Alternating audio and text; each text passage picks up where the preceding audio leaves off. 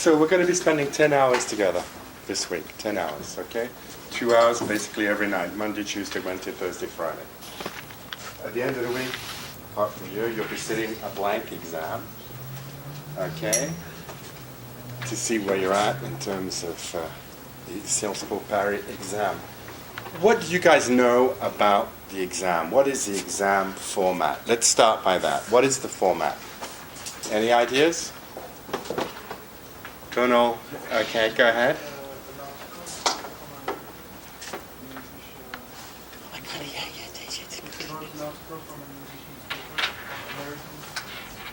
Okay, so it's an article from a newspaper or magazine. Okay, how long is the article, roughly? A couple of pages, okay. About 600 words. Okay, roughly 2 pages. 4 comprehension questions. And then an essay. How many words do you have to write for the comprehension questions? There are 4 comprehension questions. So you have to answer 4 questions, and each time you have to write a certain number of words, don't you? 40 per question. Right, 40 to 45, exactly. 40 to 45. It's a small block.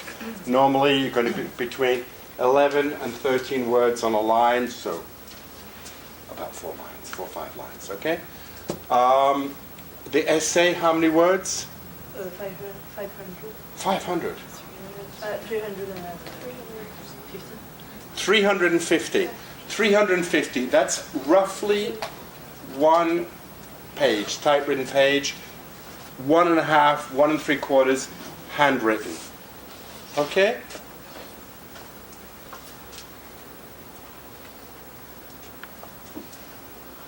So, text, roughly 600, 4 questions, 40 to 45 words, an essay of roughly 350 words. Introduction, body, conclusion. I will show you later the format today, the format of the essay, how the essay should be structured, okay? But at least we're clear about what the exam is. Any questions about that before I move on? It's clear for everybody? Yes. Okay.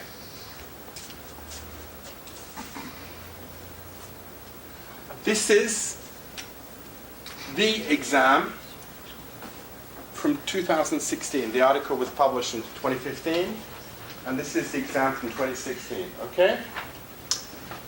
So, this is an article from The Economist. The Economist is frequently the source of the articles. Why? Because The Economist publishes lots of articles online that are about 600 words long. So it's easy. It's easy, and economists, the journalists that work for The Economist, tend to write rather well. Okay? So let's have a look at the article together. Try to get some of the vocabulary out of the article. We're going to be seeing several articles tonight. For those of you that were here last time, you'll know this first article, and then the rest of the articles are new. So it shouldn't be too boring.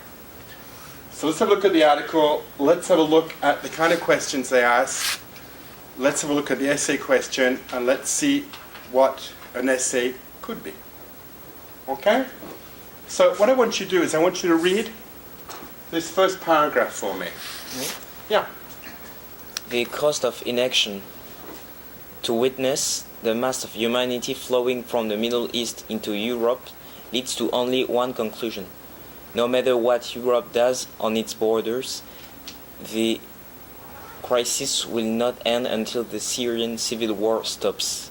This newspaper has long held the view that peace is impossible as long as Bashar al-Assad remains in power. That is a truth today.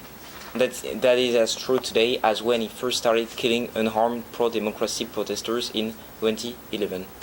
Good. It's always difficult to be the first person to read, so well done. What does it mean to witness? If you witness something, what do? You see it happen. Okay, and you can be a witness afterwards. If you are a witness afterwards, what do you do? You see it happen, and then you are the witness. So I come to you and you say, you witnessed something. What did you witness? And I tell you what I witnessed. Tell me what you saw, right? You tell me what you witnessed. Okay, good. Flowing.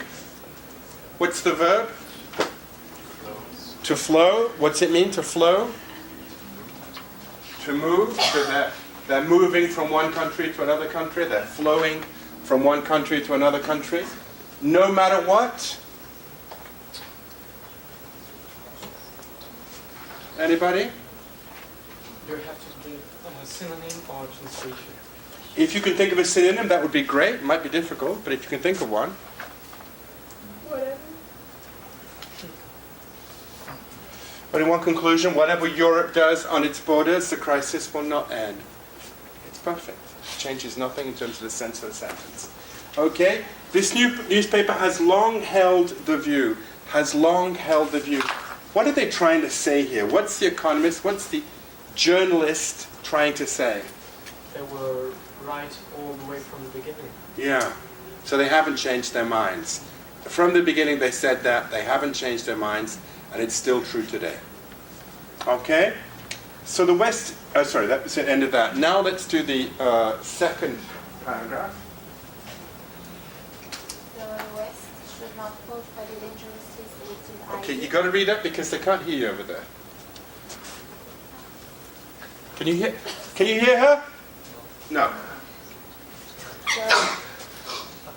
So the West should not fall for the dangerously selective idea put forward by Russia that it should embrace Mr. Assad the better to fight the jihadists of Islamic State. This will be not just morally wrong but also a strategic blunder. Most civilians are being killed by Mr. Assad's forces and most refugees are fleeing his bombs. In any case, Mr. Assad's defeat army has been losing ground, which is one reason why Russia has had to deploy fighter jets, bombers, and armored vehicles to Syria in recent weeks. Not bad, not bad. So the West should not fall for. What's it mean if you fall for something? You fall for something.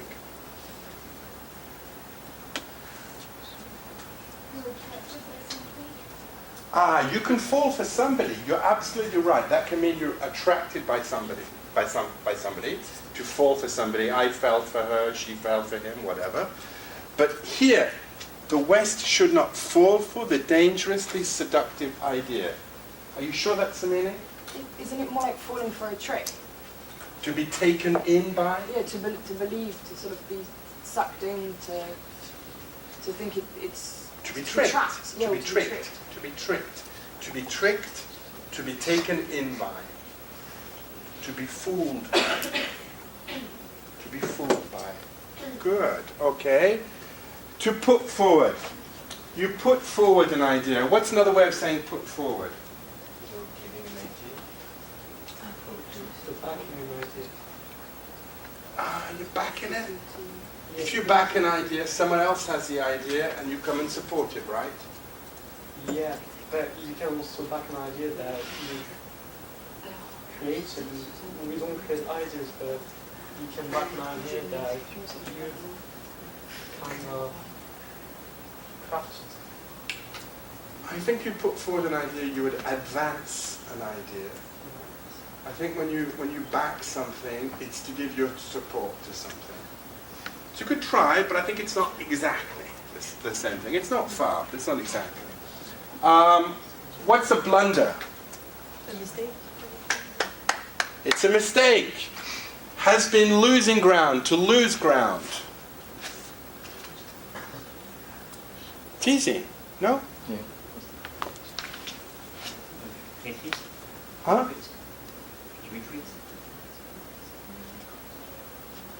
Well, you've got to gain ground, to lose ground, to keep pace.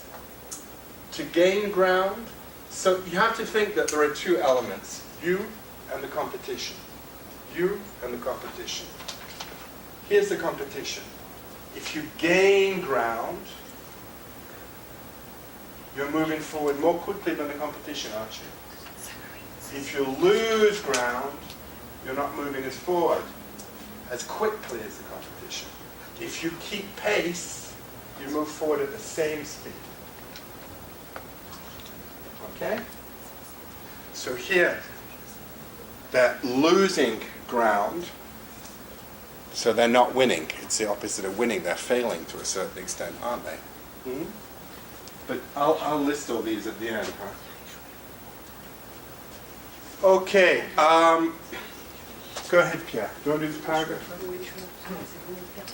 Backing Mr. Assad or acquiescing in the survival of his regime would only push more Sunnis into the arms of the jihadists.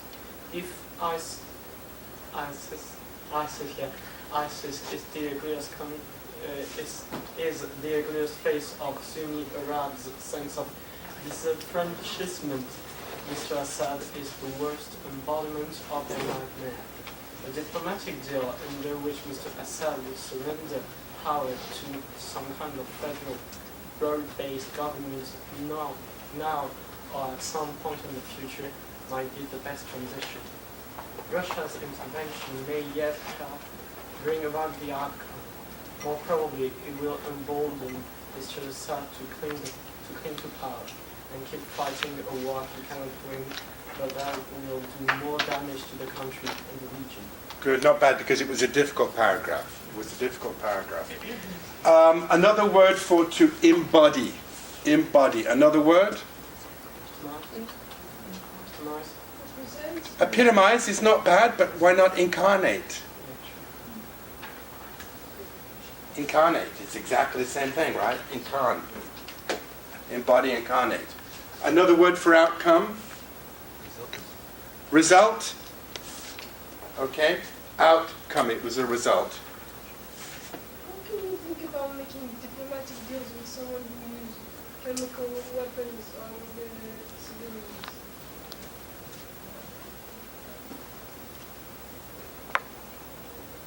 Or some kind of transition? What's the real question? No, it's fair enough. Ask the question. What are you thinking? I think he must be taken out, no questions asked, nothing given. Okay. Okay, why not? Look, this article was published September 26, 2015. Okay? You were sitting the exam in 2016. If you want to take Mr. Assad out, you need Mr. Obama. Obama. No, but before. You need Mr. Obama. You're not doing anything if you don't have Mr. Obama. It's not Mr. Putin who's going to take him out for you. It's Mr. Obama, right? Mr. Obama is a year away from the end of his second term in office. He's not going to do it. It's not his problem. He's worried about his legacy. He's worried about how he will be remembered in history. The last thing he wants is a new Vietnam. Doesn't mean you're wrong, but it means it's just not going to happen. You know, you've got to look at the context, you've got to think what's happening at the time. It's good to have a personal opinion about things, that's great, but you've got to look at what the situation is. You know, a year away from the end of his mandate. He doesn't want to make it a 100% American war. You know, he doesn't want to do what Kennedy did to Lyndon Johnson. Okay? But interesting. So outcome result, to embolden somebody.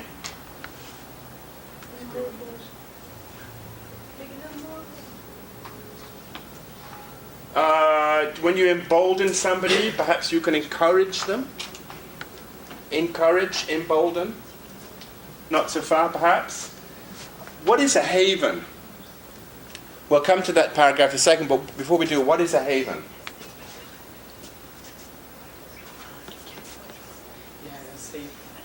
Yeah, A safe place. It's a safe place. A safe place. Who likes gore films here? Anybody like gore films here? No? Do you know what a gore film is? What's special about a gore film? If you watch a gore film, what are you going to see? Lots of blood. Okay. All right. So, very, very quickly, person right in the back. You want to read this paragraph for us? At the late stage, the best way to secure a diplomatic deal is to exert stronger pressure on Mr. Assad by changing the balance of forces and protecting the population. The West's allies should Allies. allies Yeah. should thus create protected areas, impose no-fly zones to stop Mr. Assad barring front, and promote moderate Sunni force to expand the middle ground between the less moderate Alawite regime and the gold-loving jihadists. Not bad, not bad, not bad. So, let's move along. Barack Obama. The person in blue down there. You want to do this paragraph for us? Barack Obama has reason to worry about the cost of torturing Mr. Assad. The West has been Wretched. wretched at fostering decent, stable governments to replace Arab dictators it has overthrown, whether by invasion in Iraq in 2003 2011. 2003. Make it easy. 2003. or by air bombardments and popular rebellions in Libya In 2011. in 2011. Okay. Yet, Yet not intervention, non-intervention. non-intervention in Syria has also had dire results. Mhm. Some 2,000, Come on. You can do it. 250,000 Good. 250,000. About half of the population displaced or pushed out, and a refugee crisis in Europe. IS has established a caliphate Mhm. in Iraq or in Syria. His survival amounts to victory, which draws recruits and spreads its creep to Libya, Egypt, and elsewhere. Okay, not bad. To topple someone from power. Any ideas? To push, like to push them over, to fall To them push over. is not bad. I think when you topple them, you make them fall. They topple off the table, don't they? They drop. Yeah. So you make them fall out of power. I'm quite good at English, but I am wretched at maths. You are wretched at something. You are good at something, or you are excellent at something, or you are fantastic at something, or you are bad at something, you are lousy at something, or you are wretched at something. So if you're wretched at maths, it means that you're really not very good. Okay, to be wretched at something. To be wretched at something. To foster. At fostering decent, stable governments to replace Arab dictators. What does it mean to foster? It's fostering is keeping a child who isn't yours for a small amount of time, so... And not necessarily. Foster parents can keep them for a long time, but Okay. yeah. Well, in this case, fostering would be... I'm sorry, you've changed the page, so I change the page? so I just can't see the phrase anymore. Oh, so fostering the government, so it's sort of a government that won't necessarily be there forever, I suppose. But, no, not. What are foster parents supposed to do? If for some reason you can't be with your biological parents and the social services decides to put you with some foster parents, what do they hope those foster parents are going to do? Be nasty to you or take care of you? Take care of you. Take care of you. So if you foster a situation, do you create a good situation, a good, stable, healthy situation, or a bad, difficult situation? Yeah. Yeah? All right. Dire results. Good results or bad results? Bad results. Perfect. Creed. Apollo Creed. Right? You're all Rocky fans, aren't you? Yeah? So what is a creed? What is your creed? It's a belief. So your creed is, I will win. Right? You need to believe in yourselves, okay? So your creed is, in a few months, I will be at Sealspool. Good. All right. Go on to the next paragraph. Mr. Obama seeks to degrade and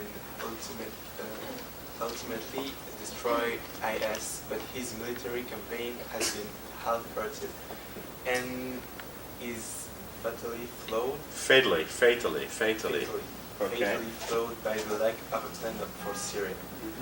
He said he will train and equip a moderate Sunni force in Syria to fight only IS, not Mr. Assad. That notion was doomed from the start. It attracted only a pitiful number of recruits. And the first batch sent into Syria was all but Annihilated. Now the White House says, in effect, that arming Syrian rebels was an idea foisted on Mr. Obama, who never believed in it. Rarely has an American president so abjectly abandoned His global responsibility. Good. All right. When you do something half-heartedly, you do it 100%, or you kind of do it like that? Half-heartedly, right? You don't put all your energy into it. You're not really convinced that it's a good idea. You do it with only half of your heart. Okay? If something is flawed, is it going to be a success? If there's a flaw in a solution, it's going to be a failure, right? There's a flaw. Yeah? Okay? If something is doomed from the start, does it mean it's likely to succeed, or it's very likely to not succeed? It's doomed from the start. This idea is doomed from the start. It will never work. Okay? Pitiful number. Is that a big number or a small, disappointing number? Good. Small, disappointing number. A batch. What is a batch? Huh? Sorry? I didn't hear what you said. Can I say it in French? Huh? Can I say it in French? Yeah?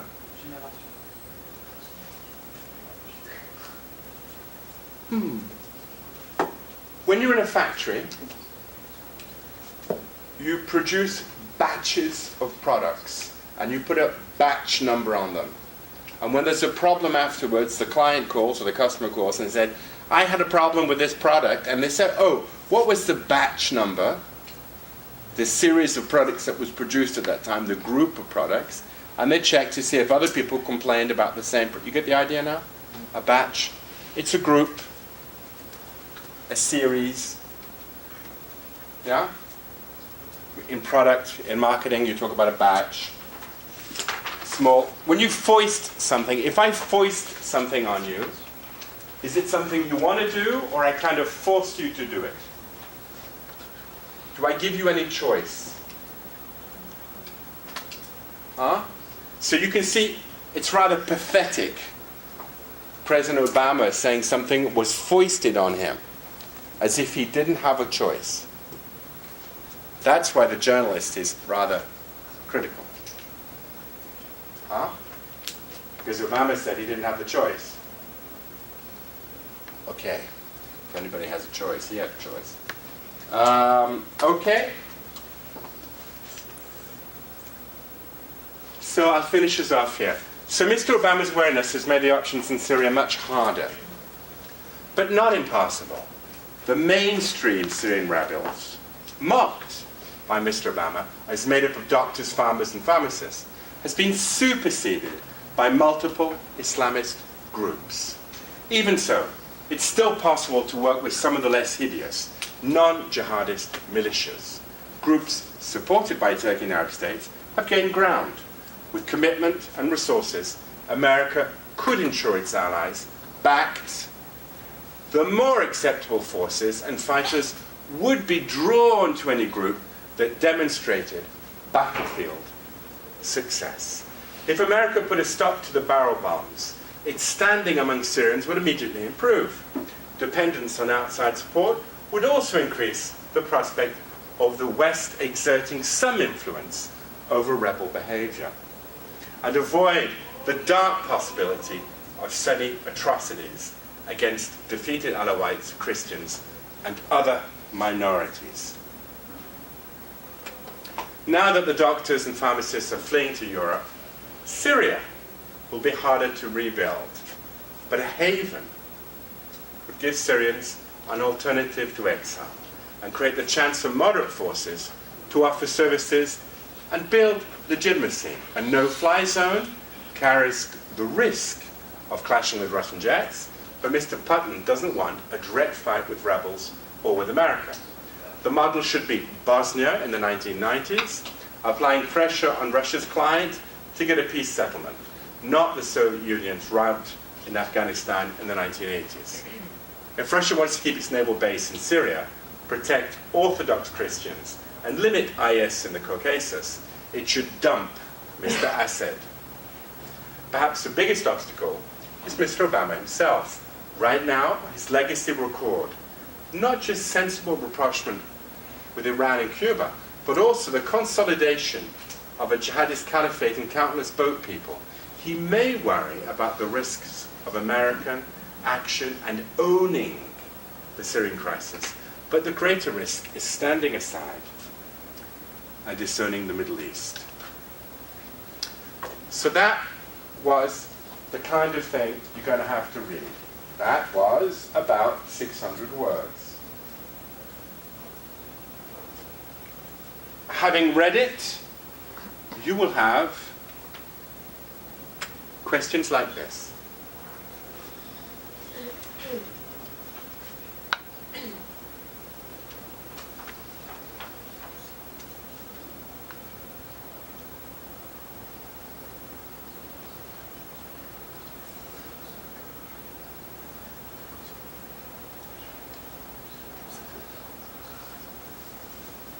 Any questions? What means assessment?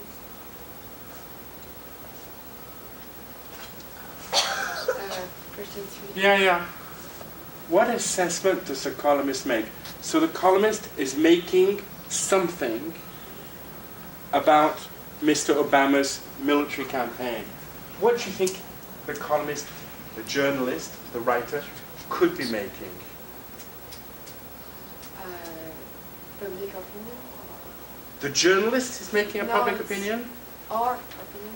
It's Whose opinion? It's the opinion of the journalist. Oh, okay. So he's evaluating, he's judging, Yes. he's estimating, he's assessing. Oh, okay. It's like a critic. It's to estimate, it's to evaluate. You could then be positive or negative afterwards, couldn't you? But you evaluate first, and based on your evaluation, you're satisfied or dissatisfied. It's just an evaluation, an assessment. Okay? So you have to assess, to appraise, to evaluate, to judge, to estimate. Those are all words that have the same meaning. Blunder should the West try to avoid, according to the columnist. Any ideas, anybody? It's quite difficult, huh? If you take your pen away from in front of your mouth, I could hear you. Huh? I'm sick, you won't hear me. I will hear you. One, which is the seductive idea put forward by Russia, which is to think that fighting the jihadists is more important than fighting Assad, and then we should keep Assad. You think the article says that the strategic blunder to avoid? It's not. I'm not sure that's what the article says. It's your opinion.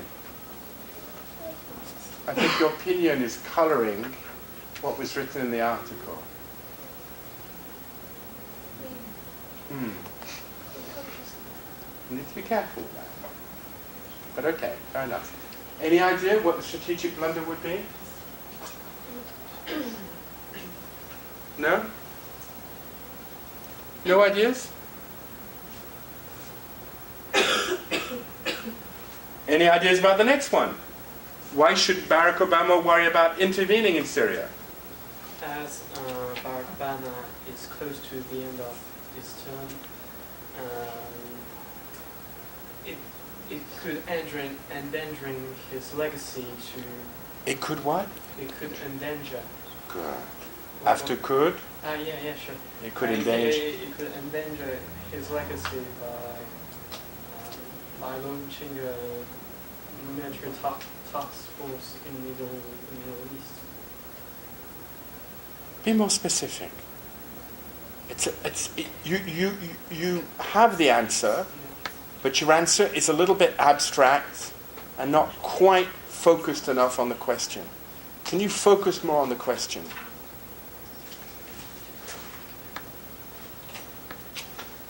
As Mr. Obama is close to the end of his term. I agree, perfect. So Obama is close to the end of his second term. In office. Okay. It could endanger his legacy. Why don't you tell me what Mr. Obama has to do rather than it could endanger? All right. He has to, or he wants to. He wants, but I'm not sure what he wants. He doesn't want to go to intervene in Syria. He wants to manage his legacy. Yes. All right. He wants to protect his legacy. Yeah. All right. That's direct, and it's a direct answer to the question. It's clear he's getting near to the end of his second term in office. What does he want to do? It's normal. He wants to protect his legacy. And then you can develop from there. But at least you see, you're starting with something which is a direct answer to the question. Your thesis is clear. That's what I said before. Your thesis must be clear. It doesn't have to be sophisticated or complicated. But what is difficult is to focus on those few words that are going to give you a clear thesis. If you get a clear thesis, the rest is easy. The whole problem is that. That's the whole art of the thing, what's difficult. Okay. So what does the journalist feel about his military campaign? Good campaign, bad campaign? Rather bad because he was half-hearted. Good. And it motivated a particular number of recruits. Mm-hmm. And then he didn't own it. He said it was forced out of him. Okay, so pretty useless, huh? Okay. All right.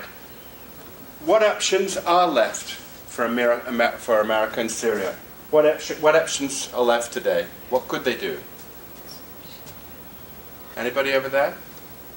Come on, wake up.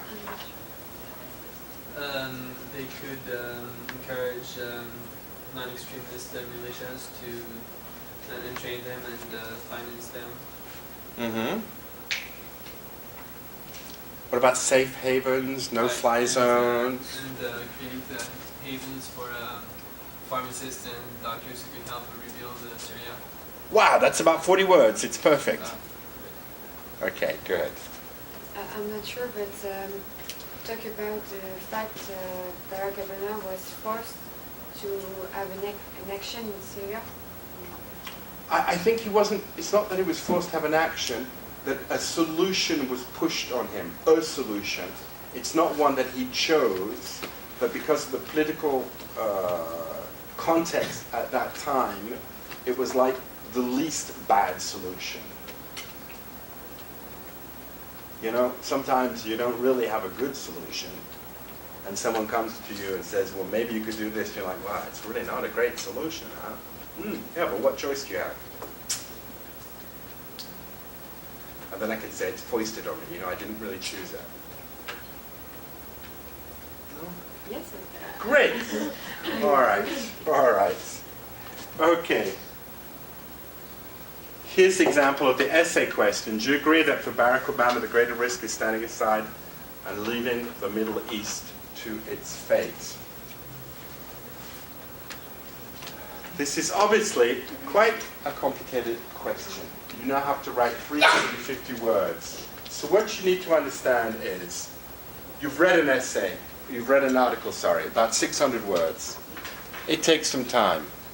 You have to understand the article. You have to be able to think in your own words, what is this article about? You have to try to reformulate the ideas with your own words. What is the article talking about? What are the key ideas? Take the key ideas out of the article. It's a difficult process. You then have to answer those comprehension questions. It's about 2.5 points for each comprehension questions. You get the 4 right, you got 10 points. It's pretty good, huh? And then you got another 10 points on the essay. So there's your 20.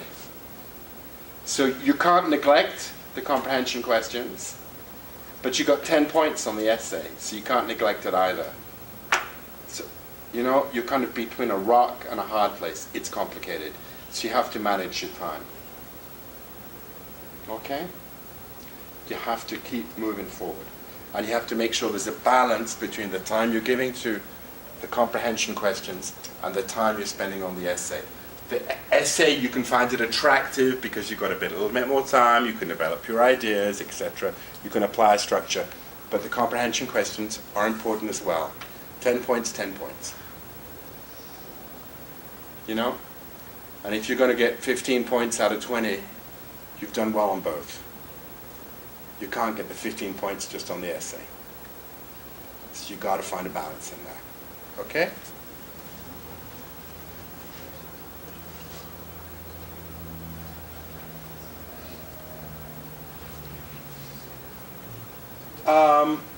Right. Here are some things that you have to do. What are they looking for? What do they expect from you? Why would you be potentially someone who should be accepted at Sciences Po? What's the criteria? Is it because you have a lot of vocabulary and you can use a lot of phrasal verbs or unusual words? Is it because you're going to be brilliant and use all this vocabulary?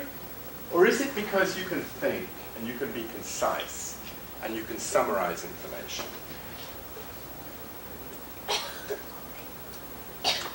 They're looking to see whether you can take relatively complex information and summarize it. They're looking to see how intelligent you are in English. Do not think this is like the back, where you have to show how much knowledge you have. That's not enough. It's not how much knowledge you have. It's really your ability to use your intelligence to synthesize information and to say something clear, concise, and well-structured. It's a different problem. I'm not saying you don't need those skills there for the back, but you really need them here. You really need them here. Okay? You must not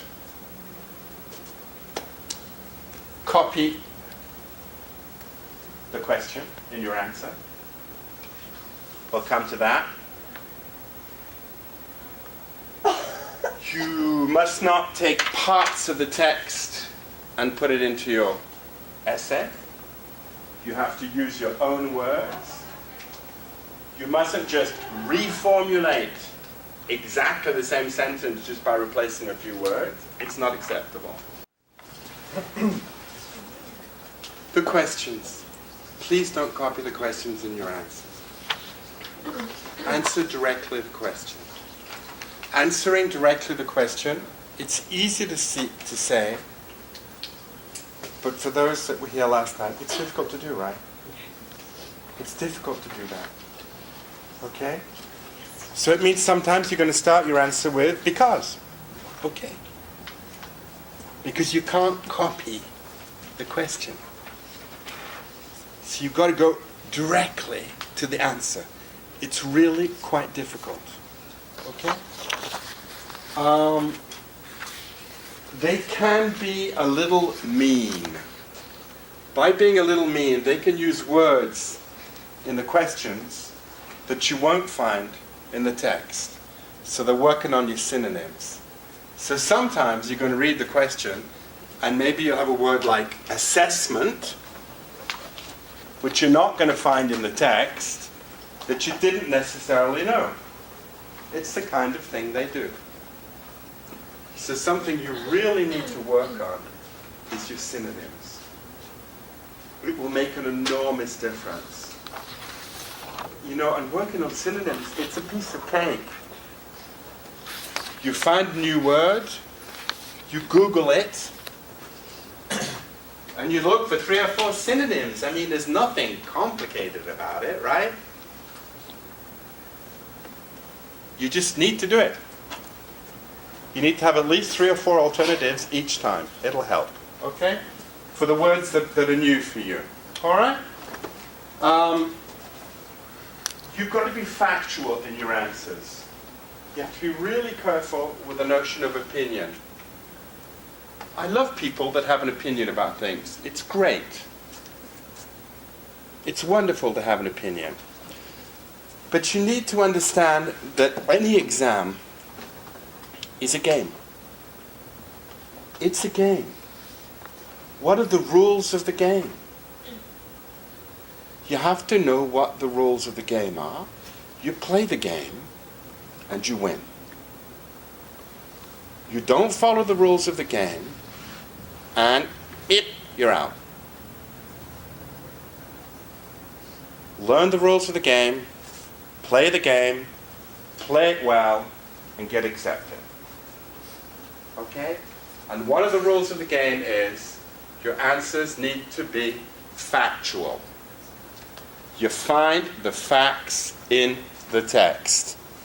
Do not write lots and lots of personal opinion. You can write something which you think, but be sure to back it up with a fact from the text.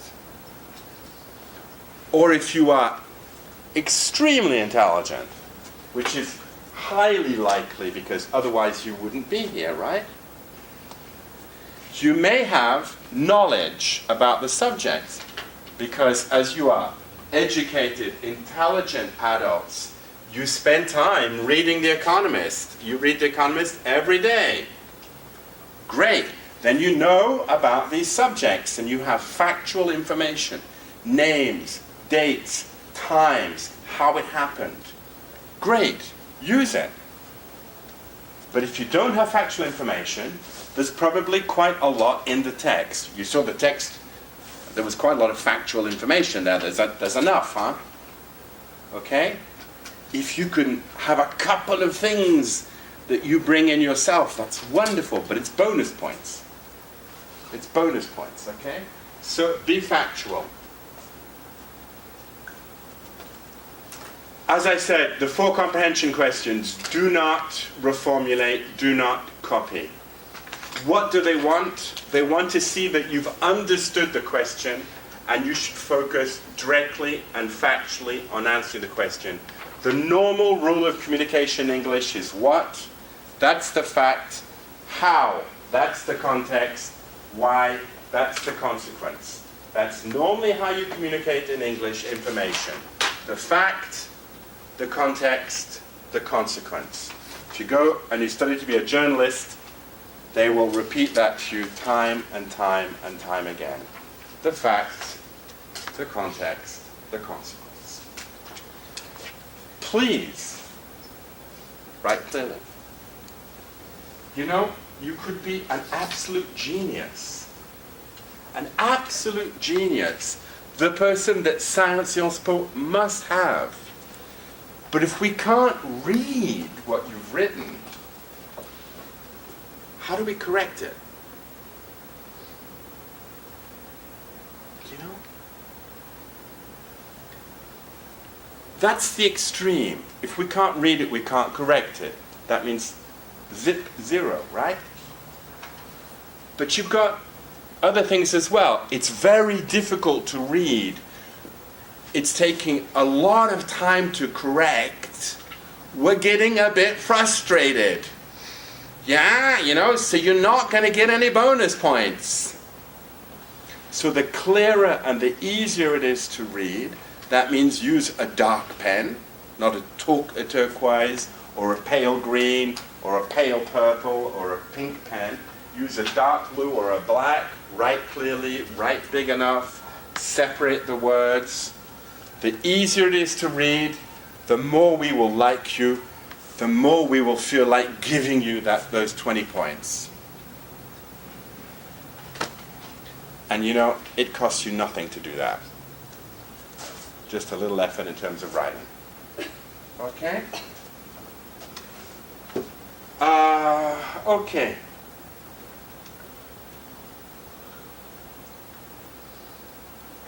I'll develop this more, but the most important thing here is one of the problems about being intelligent, which you are, is that you assume that everybody is intelligent, which is not true. There are lots of idiots out there, believe me.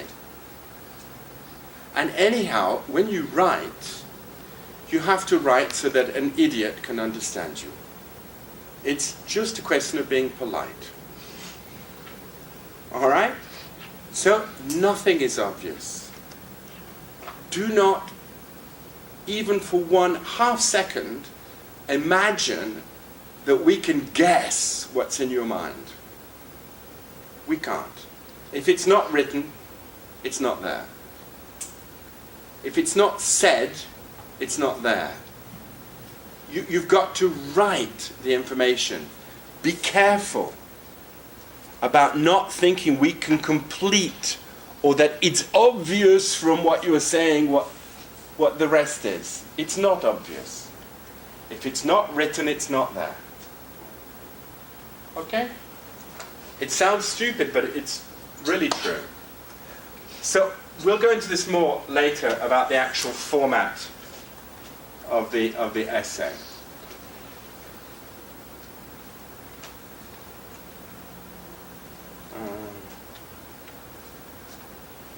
Okay.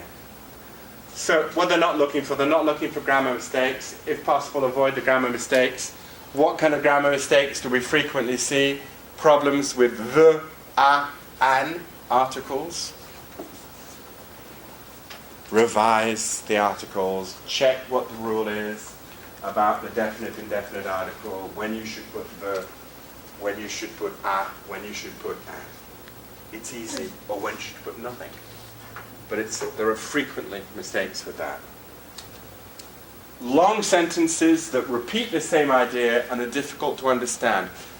I correct a lot of exams, and something I see a lot is people repeat the same idea. They answer a question, then they repeat the same idea. Or in the essay, they write a paragraph, they have an idea, which is interesting, and then you go to the next paragraph, And in fact, it's the same idea, just written with different words.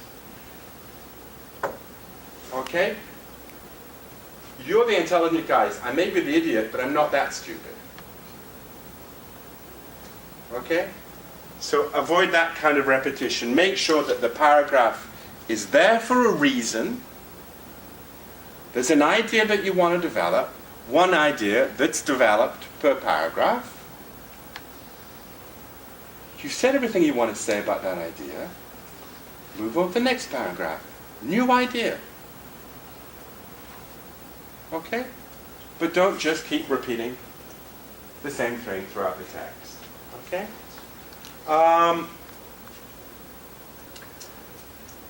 Be really careful with this, because this is horrible.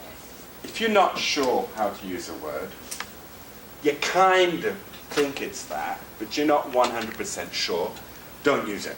Don't go there. Just don't go there.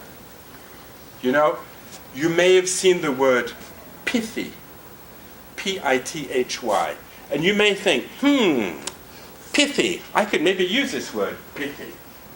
But believe me, it's extremely difficult to use the word pithy. And I'm sure there's nobody in the class that could use it correctly. So don't go there. If you know the word, you're sure you know it, use it. But we are much more interested in your ability to say something interesting in a well-structured way than your ability to use pithy. We just don't care. So don't go there. Okay?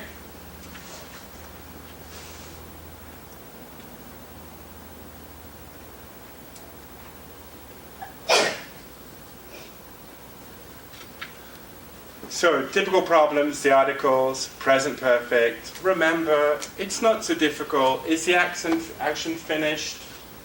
If it's finished, you tend to say when, yesterday, last year, 10 years ago. Is the action impacting the present in some way? Is it impacting the present in some way? Then it's the present perfect. The idea of you're focusing on result of something in the past, it's going to be the present perfect. You're focusing on when something happened, it's going to be the past simple. I will spend a little bit of time on that, but a lot of mistakes here. A lot of mistakes. And it's not that difficult in this kind of situation. Linking words. I have, like 4 times indeed in the same essay. There are other words. Or 6 times however. Just try to, use a few different linking words. I'll give you a list of linking words during the week. But there are lots of nice linking words. Use them. It's not that difficult. You can figure out quite quickly the kind of things they link. And I will do it in a way so you can see what they link. And it just brings a little bit of, structure and movement to your essay. Okay? I've underlined this. And you'll see, when I correct your essays, you will see I frequently write the word logic. In other words, is there really a logical development? Are you stating a fact? And then are you explaining what the consequences are? And then are you moving on from that? Is there a logical development in your text? And frequently, because there's a lot of repetition and things like that, we don't know where you're going. We don't know what you want to say. There's no logical development. So, simplify things. The problems of a lack of logic come in when what you want to say is too complicated. And you're not focusing on the factual information from the beginning, the thesis from the beginning. And then it's difficult to see what the logic is. Okay? And this you must avoid like the plague. Like the plague. Personal opinion not based on fact. frankly, so what? Who cares what you think? If you can't back it up by fact, well, I don't know, go to Speaker's Corner in Hyde Park and do it, but not in an essay where you want to be accepted at sales school. Okay? Facts. Stay to the facts. Okay? Unless really the essay is pushing you because there's no facts and thing, and it's really an essay based on what your opinion is, it's a discussion or something. But be careful, try to be, even in that kind of situation, as factual as possible. Other things, typical things, the tense changes in the same sentence. The sentence starts with the past simple, moves into the present perfect, and finishes up with the present continuous. It's really interesting. Sentences that are too long. You know, the longer the sentence is, the more you have room to make a mistake. The shorter the sentence is, the less you have room to make a mistake. And the more you will focus on what you want to say. Long sentences are an excuse for not having a clear idea.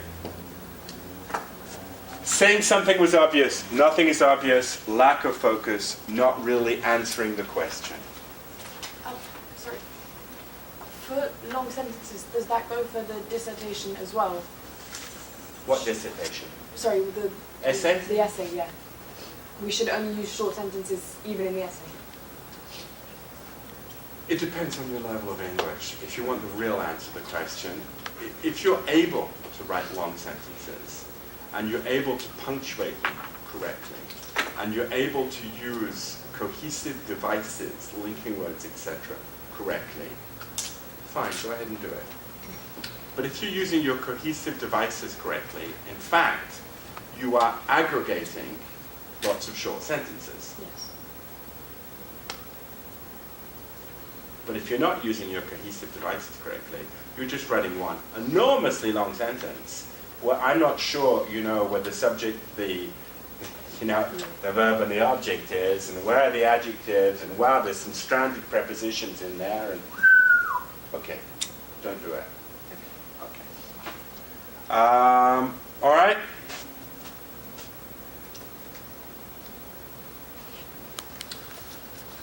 Something that will help you is, how do I get focused quickly on what this is going to be about? Look at the headline.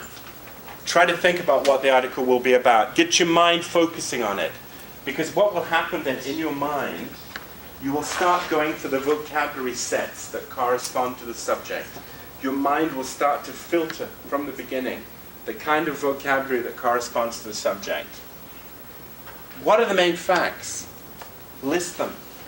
You will find there's a lot of text, and in fact, at the end of the day, there are probably 10 facts. What's the writer's opinion? Positive, negative, balanced. Is the writer biased in some way? Does the writer have some idea about the subject, which is coloring, influencing what they're writing? This is important. If you had to explain the article, you know, you go and see a film. You go to the cinema, right? You go and see a film, and then you meet some friends after the film in a bar somewhere in Paris or whatever. And you say, wow, I saw a great film tonight. And they say, oh yeah, what did you see? You tell them the name of the film, and then you tell them the story, right? And in probably about 15 minutes, you can tell them about the film. You give them the synopsis of the film. You can do it in your own words. Okay? That is what you need to be able to do. You need to think, what is this article about? If I had to explain it to a friend, having a drink at La Belle Équipe or whatever, how would I explain this to a friend? You're focusing. You're narrowing the problem down. Okay?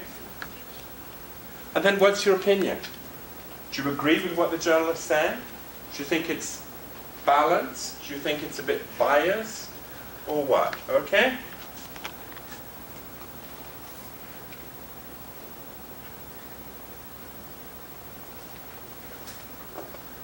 This is the format, normally, for an essay.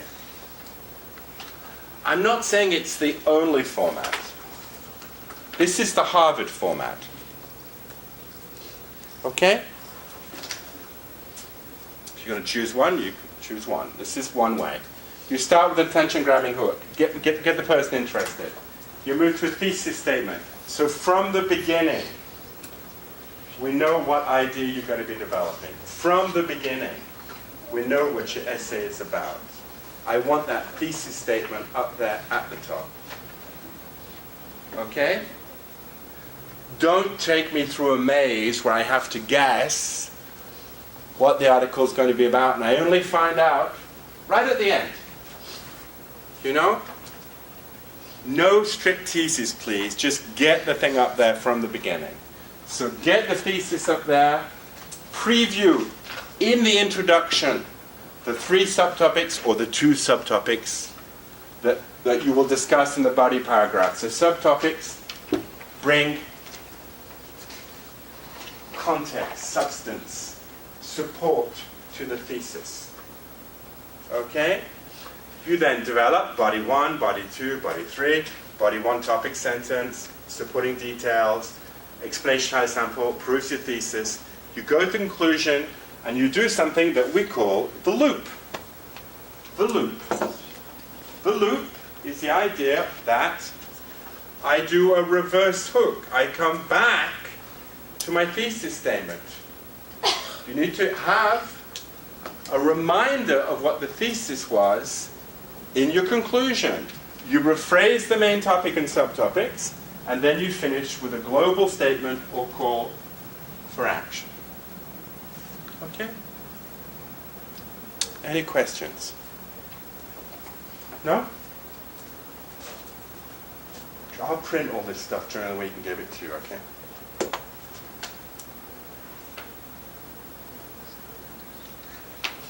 As I said, we tend to communicate in English based on the idea of what, how, why. What, how, why.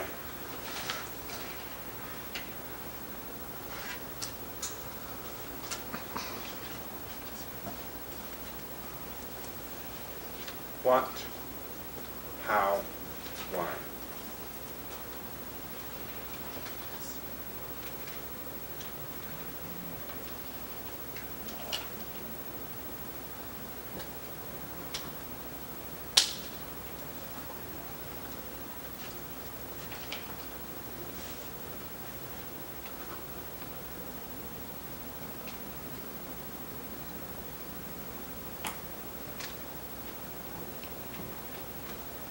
Get the idea?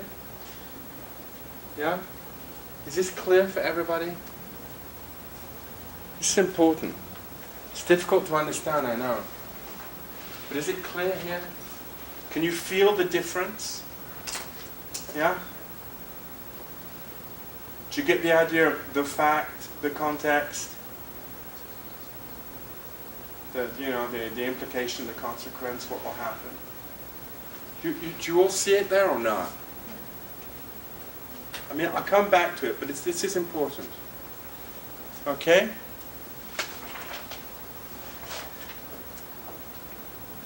So, I'm just going to go back to the article, and then I'm going to show you an essay. So just take the time to read, just to get the ideas back in your mind. Do you want me to read it for you, or is it easier if you just read it? It's as you want. Just want to read it? Okay. So tell me when I go to the next page, because I won't know otherwise.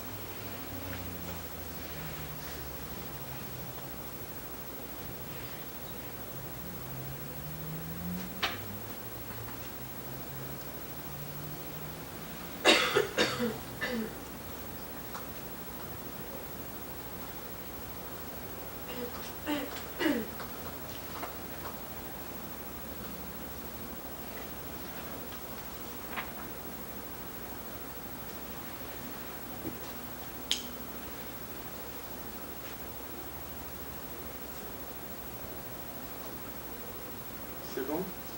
Non? C'est pas bon. Yeah.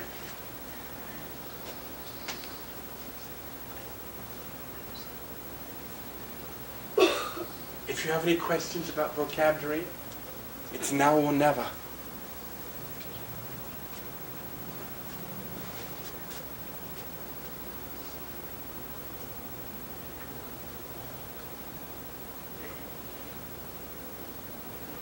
Got a word? No? No, I was just asking a question. Why are we rereading the article? Yeah, because I'm going to go to the essay. So I just want to make sure that you know what the essay is talking about, that you got the essay in your mind. So I'm going to move on, otherwise I'm going to be here until 9 o'clock at night. So these are the main ideas, right?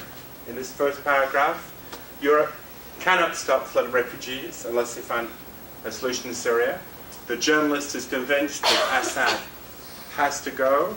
The West must not be fooled by, taken in by the Russian idea that we should support him, and that maintaining him in power is helping the West in its war. The next block of text.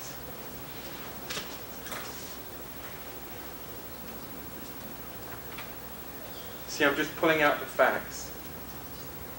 It's not that much at the end of the day, is it?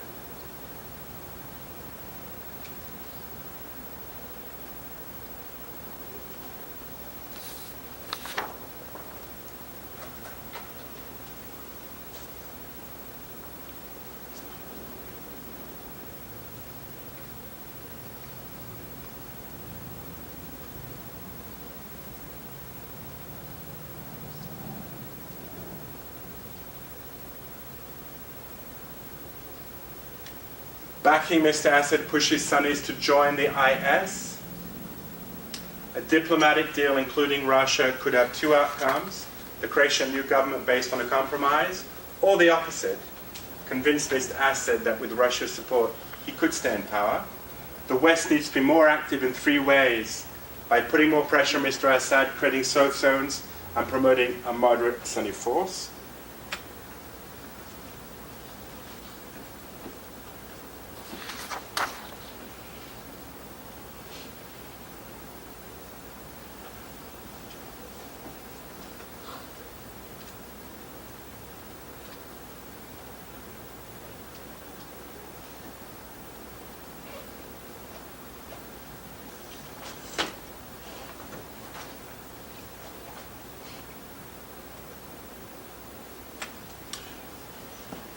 The West failed to create a stable solution in Iraq and Libya, lack of a clear game plan.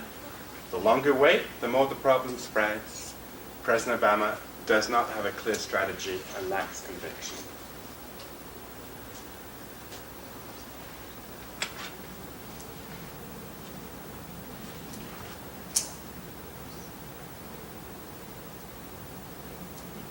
What means idioms? Horrible, Ideas. disgusting, horrible, nasty, hideux.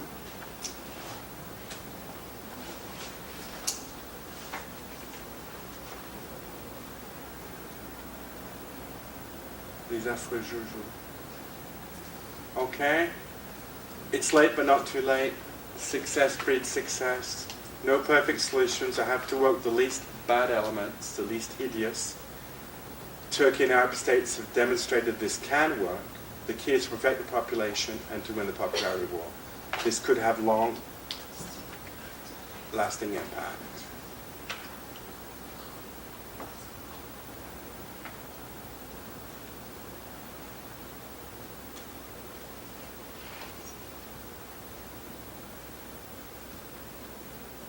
Faut que j'avance un peu. The brains are fleeing, they're leaving Syria. Clearly, if the brains flee, it's going to be more difficult to rebuild the country. Haven could be an alternative then to exile, strike a win-win deal with Russia. Obama is worried about his legacy, does not want Syria to become a uniquely American problem.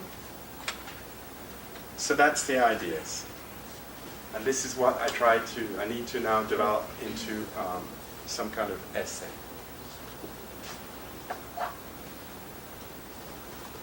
That's the vocabulary that we saw. just to remind you, okay? So here's the hook. Barak is no bulldog. That's my hook. Winston Churchill was the bulldog. So Barak is no Winston Churchill. Il n'est pas va-t-en-guerre. To quote Winston Churchill, he prefers Jojo to war. He prefers to speak rather than to go and fight. The conundrum to be solved. All right? So in exchange for getting divorced, he decided that, hey, maybe we could print the Bible in English and we're going to create a church called the Protestant Church, right? So at the same time, you had this idea about giving the right to the people to read, to understand, and to interpret. Okay? What did the church do when the printing press was created? Because they could no longer write the books, control what books. What did they do? They published every year until the 20th century. Until the 20th century, they published every year a list of books that was forbidden, that you could not read. Until the 20th century.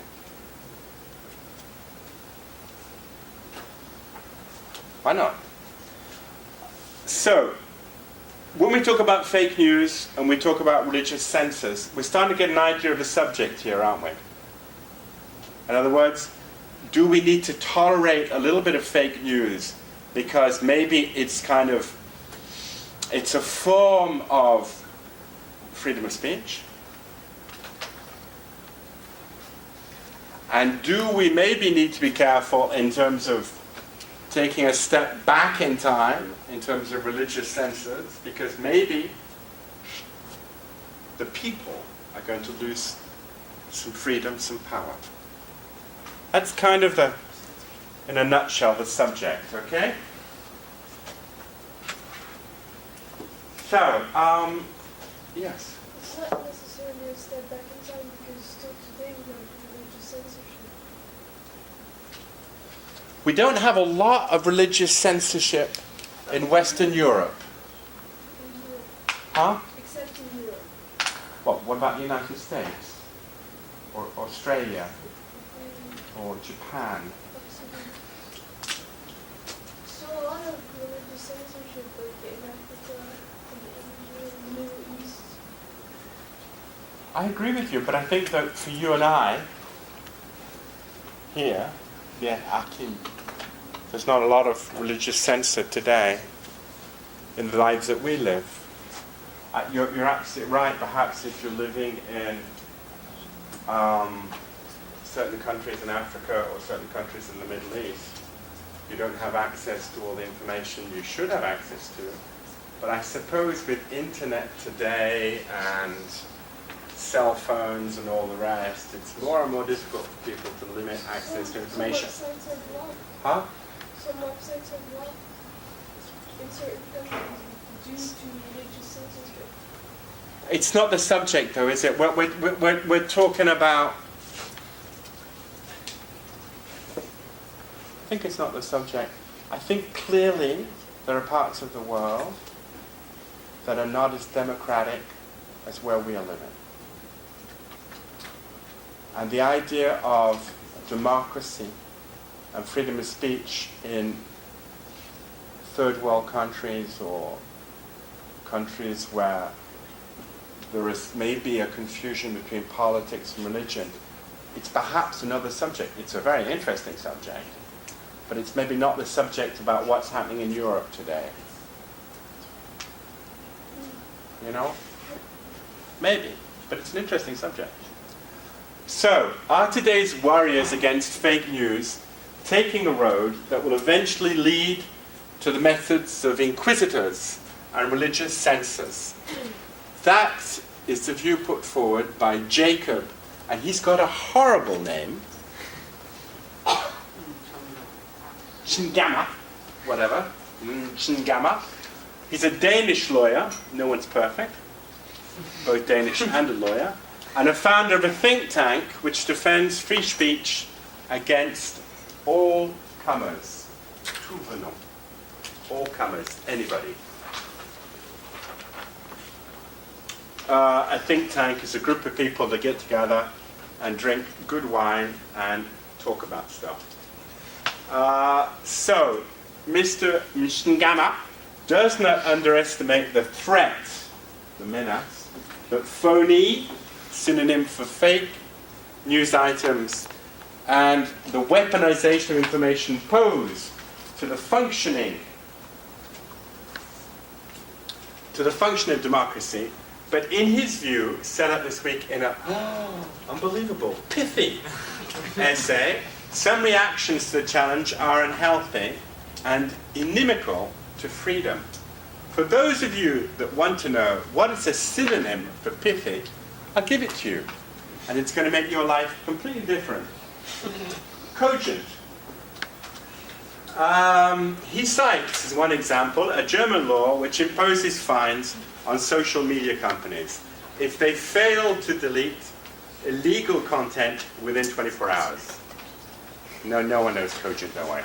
Within 24 hours, although ostensibly aimed at hateful or defamatory speech. Huh? They just didn't explain that no one knew what cogent. No one knows what cogent means either, don't worry. Juste dire que c'est tellement complètement fou et que personne ne connaît les synonymes non plus et que c'est à la fois dense, c'est intelligent et structuré et plein de choses. Il y a la matière, il y a pas de mots français. Et même en anglais, il y a 9 types sur 10 vont dire mais qu'est-ce que c'est ce petit? Right, some reaction challenge are unhealthy and inimical to freedom. He cites as one example a German law which imposes fines on social media companies if they fail to delete illegal content within 24 hours. Ah, those Germans. Although ostensibly aimed at hateful or defamatory speech. Ostensibly aimed at hateful or defamatory speech. He believes that the German authorities are blurring the boundary. Are making it not clear the difference between two things. They're blurring the boundary between statements, des affirmations, that would in any case be illegal. You cannot make negationist statements. You publish negationist statements, you can have a problem. There's already a law about it. So you don't need another law. You publish racist comments, you're going to have a problem. You write, things that are really sexist, you're going to have a problem. We know what in our society today, what we're not prepared to accept.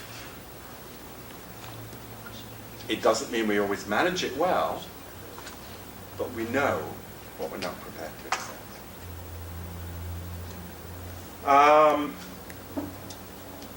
So blurring the boundary between statement that would in any case be illegal, sexist, racist, negationist, and dangerously ill-defined concepts of fake news.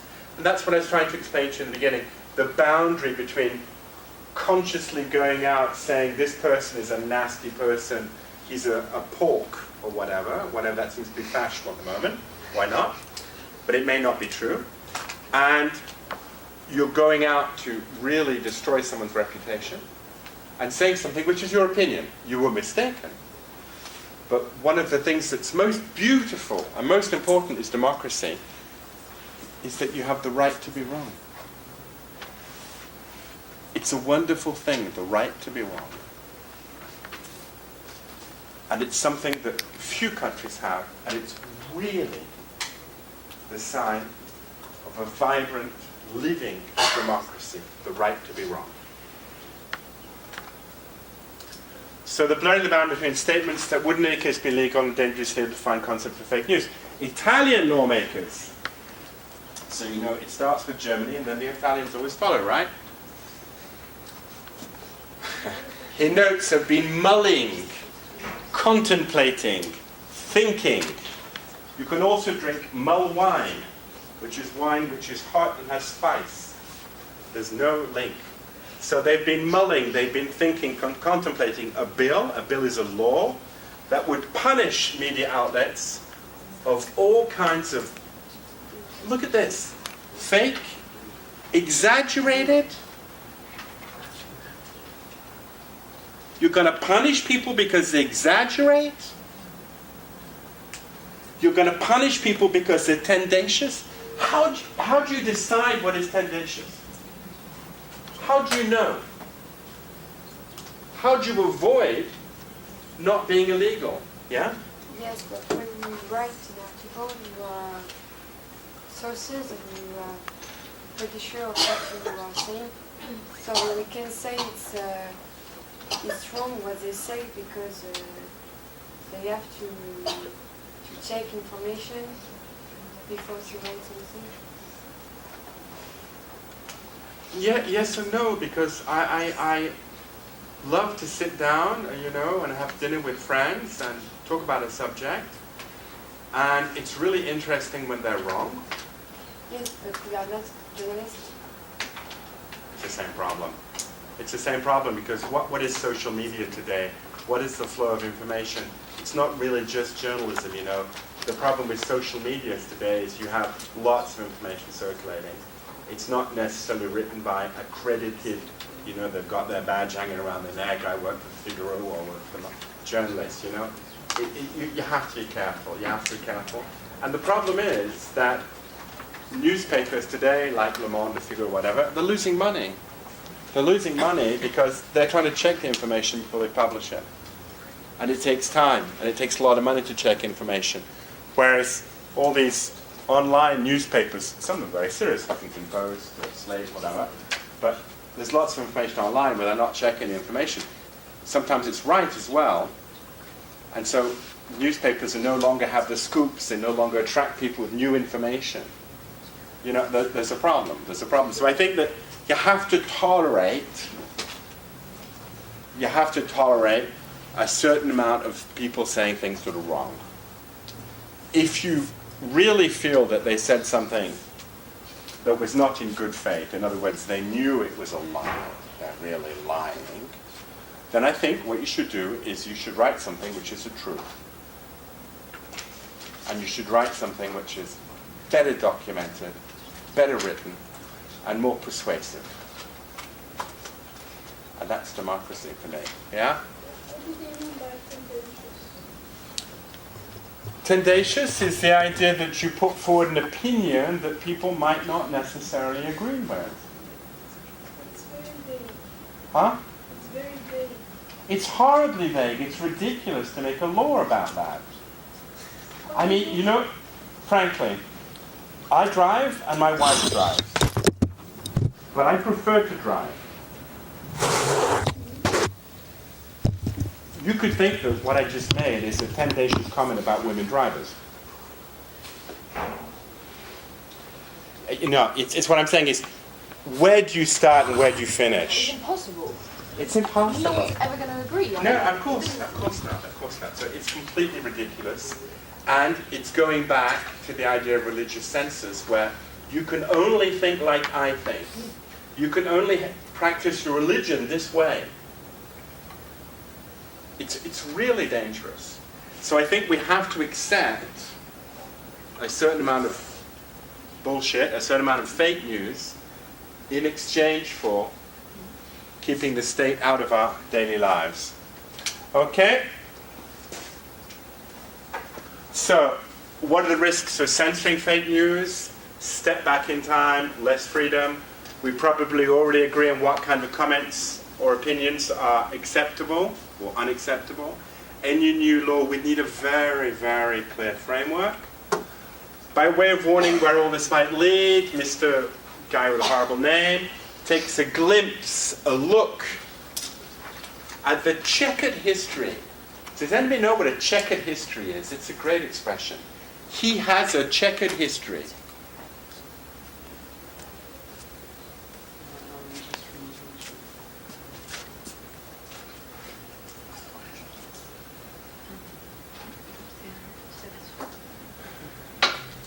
I guess, maybe. Go ahead, guess.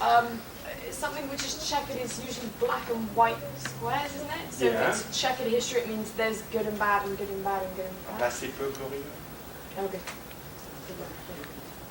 Il y a des tâches, il y a des choses à passer sur la table. If you have a checkered history, you don't want to talk about everything you've done in your past. There are some things that you'd rather forget about. It's called a checkered history. Okay? All right.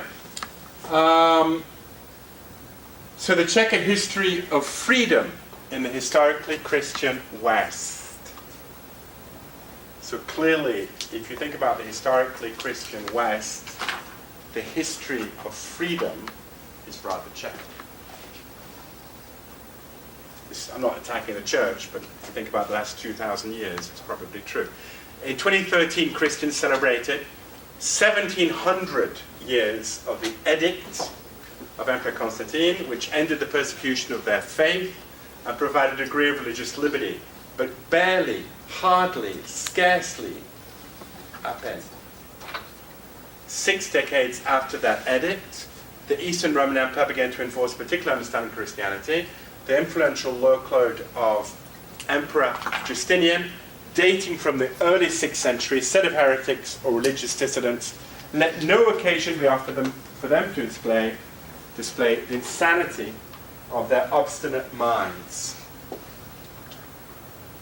Similarly, the invention of the printing press in the 15th century is generally remembered as a landmark, a reference point, a landmark.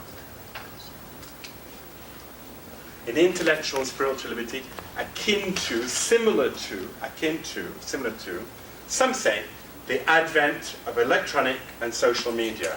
But as the guy with a horrible name points out, one immediate consequence was the Catholic Church's countervailing, so that it's a move in reaction to issue an index of prohibited works, updated regularly until the 20th century.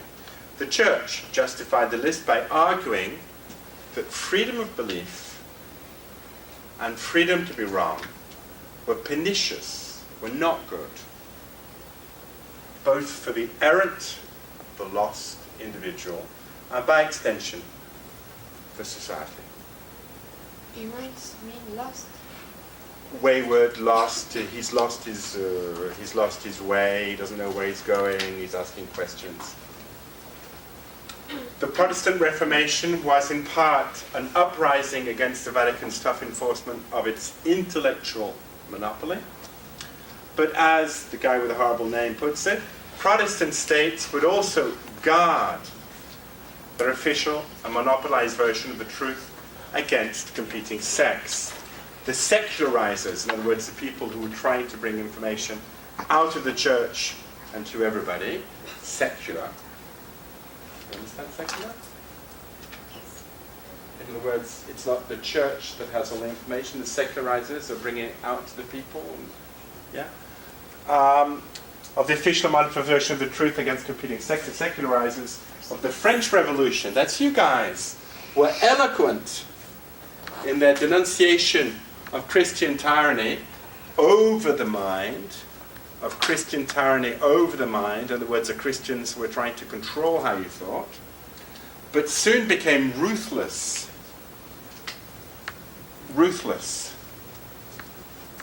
No? Ruthless? Reckless? No. If you're ruthless, you're mean, Oh, yeah, nasty, no mercy. brutal. No mercy, brutal. The brutal despots themselves, and even the champions of liberty who founded the United States, did not defend the idea consistently once they gained office. In other words, when you have the power, you want to control what people think. So you tweet a lot. So according to the economist, the history of Christianity can to a certain extent be equated with the desire of the church to control or orient our thoughts. To orient our thoughts, push them in a certain direction. The law code of Emperor Justinian, creation of the printing press increased intellectual and spiritual freedom.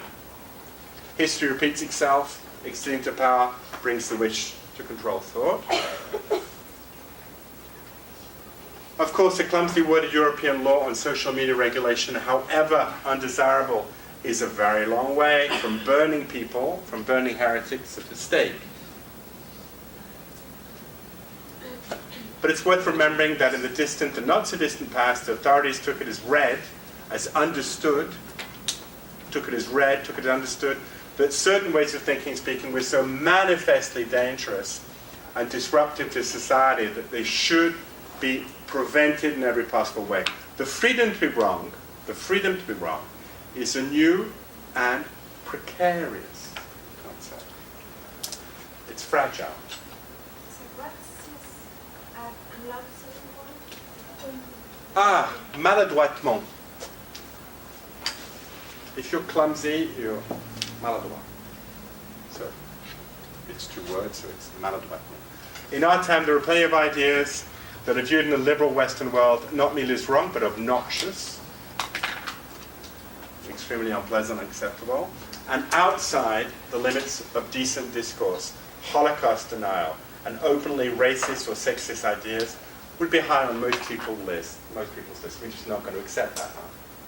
We can all kind of agree on that. Yeah, I mean, it doesn't take a major debate. As long as the advocates of such ideas stop short of inciting violence, however, well-aimed ridicule and tough counter-argument are generally a better response than jail terms or fines. This brings me back to the situation with Manuel Valls and what was the black guy called? That was negationist? Giordani. You know, I don't know how you felt, but I felt that Mr. Valls, as Prime Minister, was kind of overreacting. And in fact, probably encouraging people to go and see Giordani's show.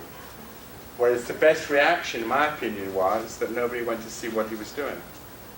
You know, and that we're intelligent enough to say this guy is, you know, it's too much. It's too much. And that I felt that the state being so heavy-handed, Valls being so heavy-handed, made me, as an English person, feel a little bit uncomfortable. And I think the state has to be careful. What is taboo is always much more sexy. So, it's better to have tough counter-argument, and that's generally a better response than jail terms or fines. Fines is amende. The most effective answer to fake news is accurate news. And for those with strong convictions about spiritual matters, the best response to the theological challenge is to argue back, not to brandish, to show a pair of handcuffs, Monod. So bad law is still better than religious persecution, but the freedom to be wrong is a fragile new concept which needs protecting. We already know what is not to be tolerated: negationism, racism, sexism. Those are the words. So tactics, a synonym would be stratagem or tack. Yesteryear, danton, the apostrophe and then. So time elapsed, taking a road, following a direction, to put forward, to advance, to threat, to menace, it exists in English, to intimidate, intimidation, pithy, cogent, or concise. That helps, doesn't it? Blurring the boundary, to obscure the boundary, and making things more obscure, less clear. Mulling, to contemplate, to ponder. A glimpse is an impression or a peak of something. Checkered, motley, diversified. It was a checkered past. Barely, hardly, scarcely. Landmark is a turning point, a milestone, a watershed, a critical point. Errant, wayward, astray. When you find a cat in the street, it's a stray cat. Un chat errant. Right? Ruthless, brutal, cold-blooded, clumsily, awkwardly, obnoxious, offensive, repulsive, to brandish, to flaunt, to swing around.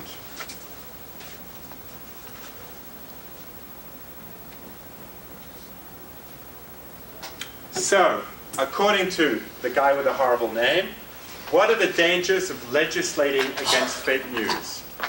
So what are the dangers of legislating against fake news?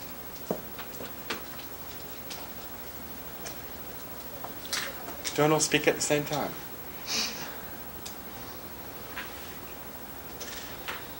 What kind of dangers can we imagine? Well, it's what he said about going back in time and returning to religious senses. Okay. And so also, yeah. And to control everything. That's against the law of free expression. Okay, freedom of speech. Freedom of speech. Okay. So it would limit freedom of speech. Okay. So we'd limit freedom of speech. Anything else? Any other ideas?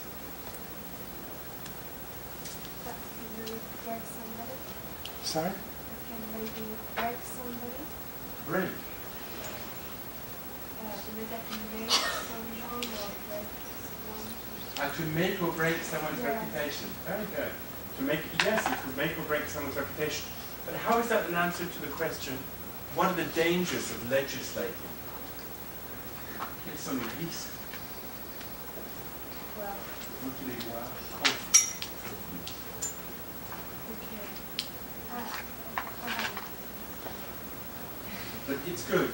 So that's what you have to be careful with. You have to really be careful to read the question and to understand the question. If you want to legislate the news, you want to control the information and control more of the power. Okay. But is that a danger? What are the dangers? Okay. Tu vois? C'était intéressant, mais c'était juste au sujet. Yeah.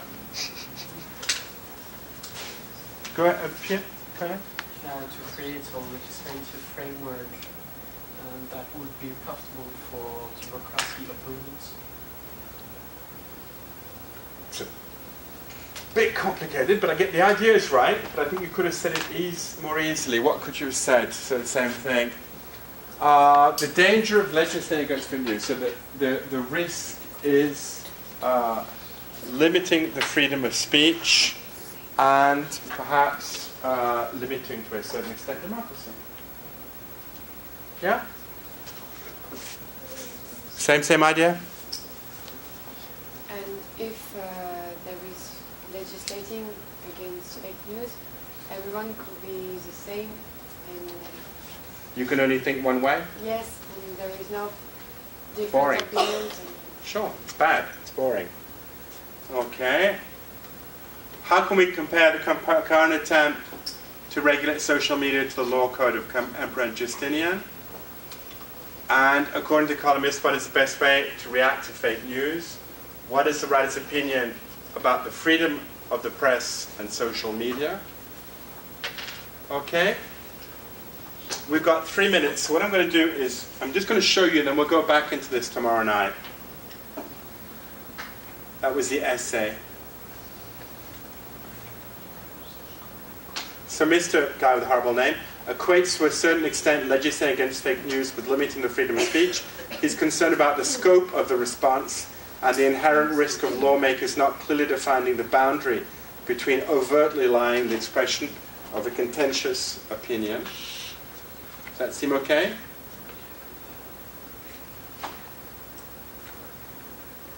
How can we compare the current attempt to regulate social media to the law code of this emperor? Until very recently, and notably with the with the arrival of social media and the consequent end to national control of the flow and choice of information, we can note a historical continuum in the attempt to influence thought, interpretation, opinion, from Flavius Justinius to Rupert Murdoch, the temptation to control how and what we think is ever present. According to The Economist, what is the best way to react to fake news? Above and beyond the obvious response of opposing well-reasoned counter-argument to lies or questiones, The Economist expresses the fragility of this newfound liberty and seems to conclude that public opinion is the best way to regulate the veracity of information. What is the writer's opinion about the freedom of the press and social media? He notes that there are commonly accepted taboo subjects such as racism, sexism, or negationism, feels that apart from these subjects, the press and social media are an open forum for the exchange of ideas and information, and are therefore a vehicle for debate and democracy.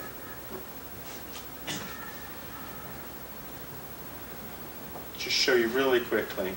So what are the potential dangers of legislating against free speech? So my hook is the right to be wrong is also the responsibility to listen and learn. Same paragraph, I move into the thesis. Democracy is founded on the debate of opposing ideas and the subsequent enlightenment that results from the comprehension of our differences. Paragraph.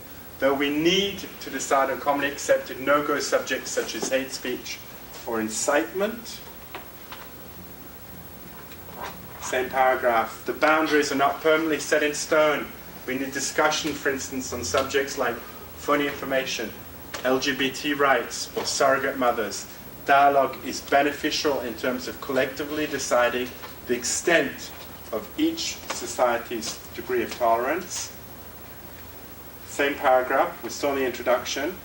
This natural evolution needs to closely reflect the ability of each community to come to an acceptable compromise at a given point in time. Change takes time and needs to be fueled by both individual exchange and public debate. Transition, so next paragraph.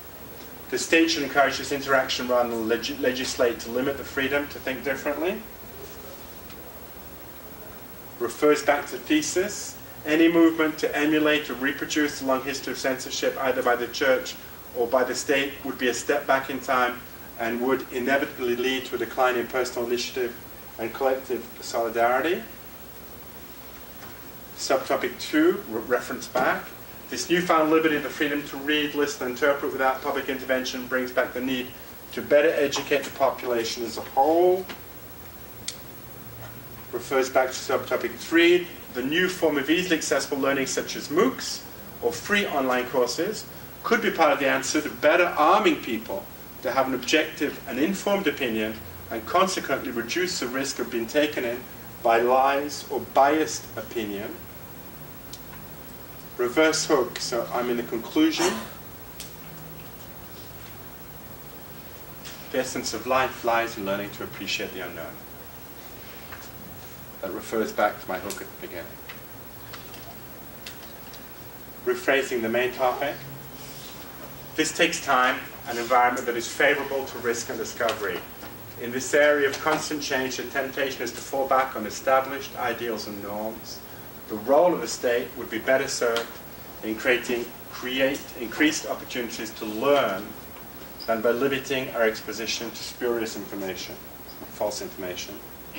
Global statement or call to action. We need to see the future as an opportunity. The real revolution will not only be digital, but an increased access to wisdom.